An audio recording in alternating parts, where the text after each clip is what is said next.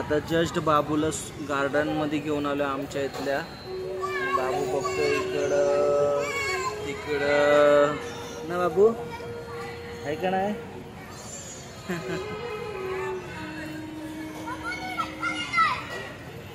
हाय कर. हाय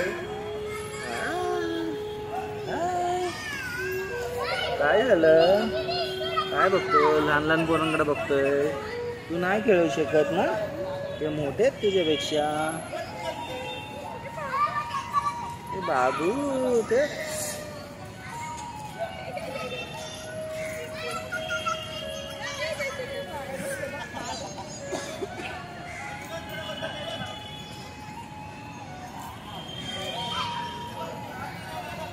काय कर.